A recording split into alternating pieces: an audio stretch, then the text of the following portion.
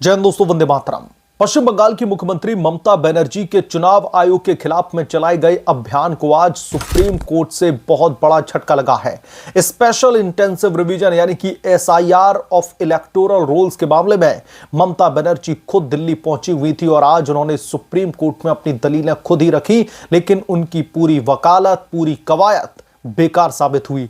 Chief justice of India Suryakant की bench के सामने ममता बनर्जी की भावुक और आरोपों से भरी दलीलें दोस्तों पूरी तरह से फीकी पड़ गई, क्योंकि उनके पास में कोई ठोस सबूत नहीं थे। सिर्फ और सिर्फ भावुक होकर के ममता बनर्जी कहीं ना कहीं हिप्नोटाइज करने की कोशिश कर रही थी कोर्ट को। चुनाव आयोग के वकीलों ने फैक्ट्स और कानूनी आधार पर उनकी हर दलील को खोखला साबित कर दिया। नतीजा क्या निकला? कोई भी अंतरिम राहत नहीं मिली है। सुप्रीम कोर्ट से ममता बनर्जी को कोई भी स्टे नहीं लगाया गया, बस नोटिस जारी करके जवाब मांग लिया गया है और इस मामले को टाल दिया। यह ममता बनर्जी के लिए लगातार दोस्तों दूसरा बड़ा धक्का है, जो दिखाता है कि उनके राजनीतिक मंसूबे कोर्ट के सामने एक क्षण के लिए भी नहीं टिक पाए। ममता बनर्जी ने आज इतिहास रचने की कोशिश की। वो पहली मौजूदा मुख्यमंत्री बनी जिन्होंने खुद कोर्ट में अपनी पैरवी की। उन्होंने इंटरलॉक्यूटरी एप्लीकेशन दाखिल करके परमिशन ली थी सुप्रीम कोर्ट से और खुद दलीलें उन्होंने रखी, लेकिन यह ड्रामा उनकी राजनीतिक मजबूरी को ज्यादा उजागर करता है। वो जानती हैं कि उनकी पार्टी टीएमसी चुनावी तैयारियों में पिछड़ रही है और एसआईआर की प्रक्रिया उनके वोट बैंक को प्रभावित कर सकती है, इसलिए उन्होंने आरोपों की बौछार लगा दी। बंगाल को टारगेट किया जा रहा है, केवल डिलीशन किया जा रहा है, एडिशन नहीं व्हाट्सएप कमीशन बन चुका है। असम में क्यों एसआईआर नहीं चल रहा है? 58 लाख लोगों के नाम डिलीट कर दिए गए, बीएलओ सुसाइड कर रहे हैं। ऐसी दलीलें लेकर के ममता बनर्जी आज सुप्रीम कोर्ट में पहुंची थी। तमाम वकालत की तैयारी करके जो है वो वेस्ट बंगाल से दिल्ली प्रोटेस्ट करने के लिए आई थी और आज उन्होंने ये सब दलीलें दी। लेकिन ये सब सुनने में दमदार तो लगता है, पर कोर्ट में दोस्तों साबित करने के लिए उनके पास में कोई भी ठोस सबूत या फिर दस्तावेज मौजूद नहीं थे। Chief justice of India Suryakant ने स्पष्ट किया कि एसआईआर की वैधता पर पहले से ही कई याचिकाओं पर सुनवाई हो चुकी है और फैसला रिजर्व है ऑलरेडी सुप्रीम कोर्ट के द्वारा। उन्होंने ममता बनर्जी की दलीलों पर ज्यादा ध्यान नहीं दिया और कहा कि राज्य सरकार ने पहले ही बेस्ट लीगल टीम से पैरवी करवाई है। ममता के साथ में दोस्तों कपिल सिब्बल जैसे बड़े वकील एक किनारे खड़े रहे जब कोर्ट में हियरिंग चल रही थी, जबकि सीनियर एडवोकेट श्याम दीवान ने कानूनी पॉइंट्स उठाए। लेकिन कोर्ट ने साफ कर दिया कि आधार की वैधता पर पहले से ही फैसला रिजर्व है सुप्रीम कोर्ट का और उस पर हम कोई भी टीका टिप्पणी नहीं कर सकते। चुनाव आयोग की ओर से solicitor general Tushar Mehta, senior advocate Rakesh Dwivedi और दामा शेषादी नायडू ने ममता बनर्जी के आरोपों को बखूबी काउंटर किया। ममता बनर्जी की बखियां उधेड़ करके दोस्तों रख दी। उन्होंने बताया कि माइक्रो ऑब्जर्वर्स की नियुक्ति राज्य सरकार की नॉन कोऑपरेशन के कारण की गई है। राज्य ने ग्रुप बी ऑफिसर्स उपलब्ध नहीं कराए, इसलिए केंद्र से लोग वहां पर भेजने पड़े।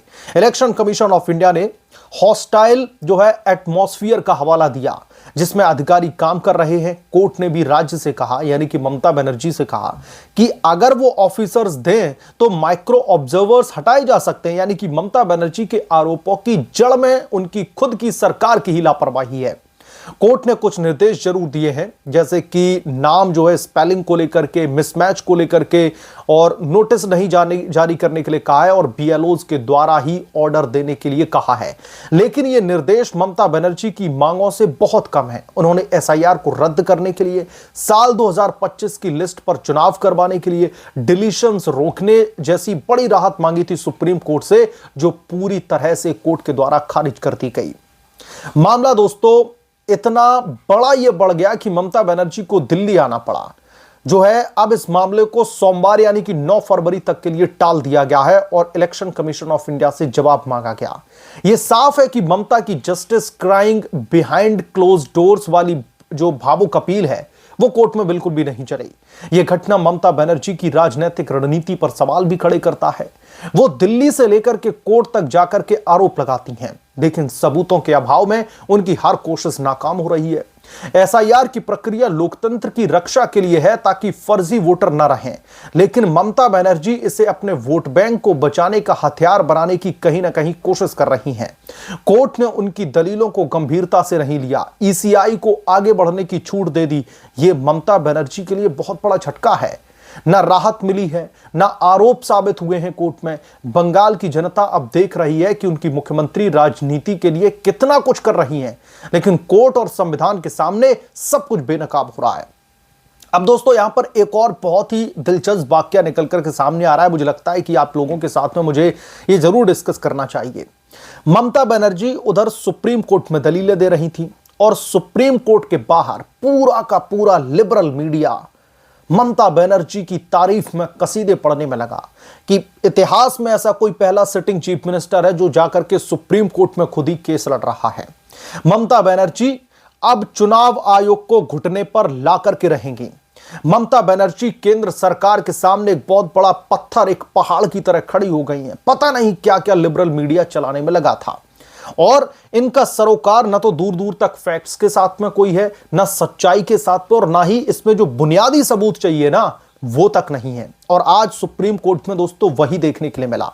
ममता बनर्जी ने बहुत लंबी लंबी दलीलें तो पेश कर दी।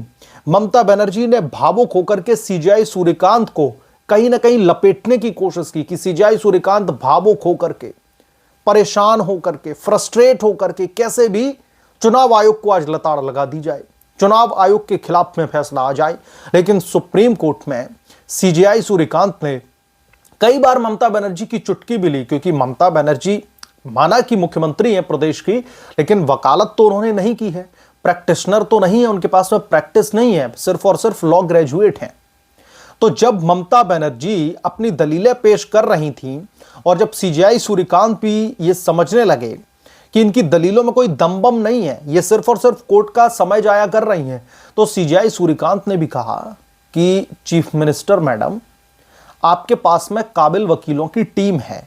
कपिल सिब्बल साहब साइड में ही खड़े थे, तो उन्होंने कहा कि आपके पास में काबिल वकील खड़े हैं कपिल सिब्बल जैसे, आप उनको दलीलें रखने दीजिए, हो सकता है कि जो है आपको थोड़ी बहुत राहत मिल जाए। तो ममता बनर्जी ने कहा, देखिए जज साहब, मैं जो है पश्चिम बंगाल की रहने वाली हूं, जमीन पर जो कुछ हो रहा है उससे मैं ज्यादा वाकिफ हूं, इसलिए मैं ही दलीलें रखूंगी। यह ममता बनर्जी ने साफ कर दिया। अच्छा, अब ममता बनर्जी की दलीलें आ रही थी तो उन दलीलों को लिबरल मीडिया की तरफ से जैसे पेश किया गया, जनता के सामने जैसे पोर्ट्रे किया गया है ना, उसे देख करके सुन करके आपको लगेगा कि ये दावे बहुत दमदार हैं। आज तो ममता बनर्जी ने सुप्रीम कोर्ट में धुआं धुआं कर दिया होगा अपनी दलीलों से, लेकिन असल में दोस्तों ठीक इसके उलट नजारा रहा सुप्रीम कोर्ट में। सुप्रीम कोर्ट में ममता बनर्जी की जो ये दलीलें थी ना, ये फुसकी बम तो छोड़ दीजिए। ममता बनर्जी जो तैयारी करके आई थी ना वेस्ट बंगाल से कि दिल्ली में जाकर के पहले प्रोटेस्ट करना है इलेक्शन कमीशन ऑफ इंडिया के खिलाफ में, ज्ञानेश कुमार के खिलाफ में, फिर सुप्रीम कोर्ट में जाकर के दबाव बनाएंगे, वो सारे के सारे मंसूबे दोस्तों एक झटके में ममता बनर्जी के धराशाही हो गए। और मैं ऐसा इसलिए बोल रहा हूं कि ममता बनर्जी जिन एक्सपेक्टेशंस को लेकर के सुप्रीम कोर्ट में गई थी, सुप्रीम कोर्ट ने उन्हें ठेंगा दिखा दिया है। कैसे ठेंगा दिखा दिया है? 58 लाख वोटर के डिलीशन की बात कर रही थी। चुनाव आयोग एसआईआर की प्रक्रिया को रोके, यह प्रक्रिया पूरी तरीके से गलत है।